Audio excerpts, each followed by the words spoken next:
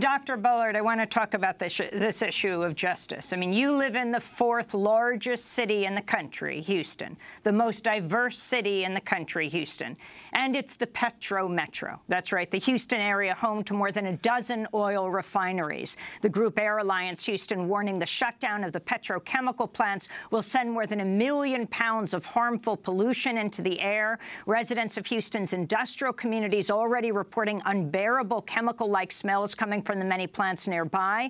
Yesterday, we interviewed Brian Paris with the group Tejas, the environmental justice group, who said fence-line communities can't leave or evacuate, so they're literally getting gassed by these chemicals. This is an issue you've dealt with for a long time, from New Orleans to Baton Rouge to Houston, Professor Bullard. The communities closest to these petrochemical sites in Houston, disproportionately low-income and minority.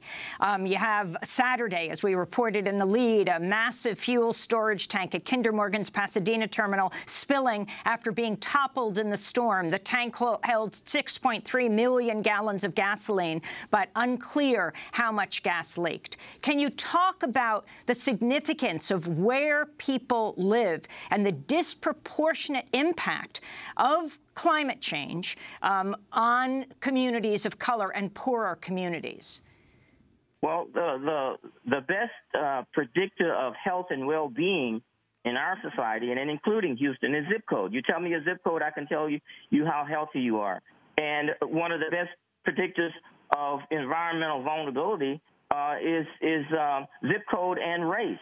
And all communities are not created equal. You know, Houston's people of color community historically have borne the burden for environmental pollution, and also the impact of flooding and other kinds of natural and man-made disasters.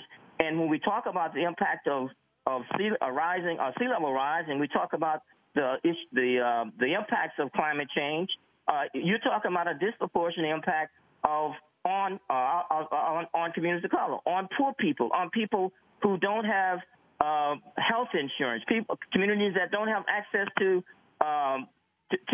food and grocery stores, and so you talk about mapping vulnerability and mapping this disaster and the impact, not just the loss of housing and loss of jobs, but also the impact of having pollution and these spills and the oil and chemicals going into the water, and who's living closest to these hazards. Historically, even before Harvey, before this storm, before this flood, people of color in Houston bore a disproportionate burden of having to live next to, surrounded by these very dangerous chemicals. And so you talk about these chemical hot spots, these sacrifice zones. Those are the communities that are people of color. Houston is the fourth largest city, but it's the only city that does not have zoning. And what it has is communities of color and poor communities have been unofficially zoned as compatible with pollution. And we say we have a name for it. We call that environmental injustice and environmental racism. It's just that plain, and it's just that simple. And so this flood in Houston is exacerbating existing disparities, and so that's why I say we have to talk about, when we talk about moving past the flood part, and moving to cleanup and recovery and rebuilding, we have to build in environmental and economic justice into that formula. Otherwise, we will be rebuilding on inequity. Dr. Bullard, that's unacceptable. We only have 30 seconds, but your own situation now, you're being forced to move? I'm being forced to move because of the rising Brazos River. You know, it's supposed to crest at 59 feet, and so I live in an area where we have been told we have to evacuate, and so I'm packing up right now and getting ready to leave out of here, and so it doesn't.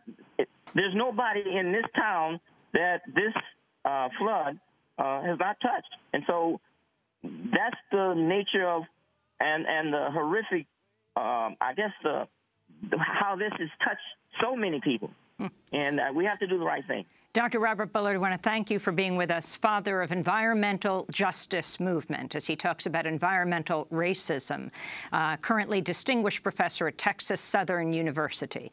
This is Democracy Now! When we come back, how is this affecting undocumented immigrants? As President Trump heads to Texas today, it is also said he is threatening to end DACA imminently.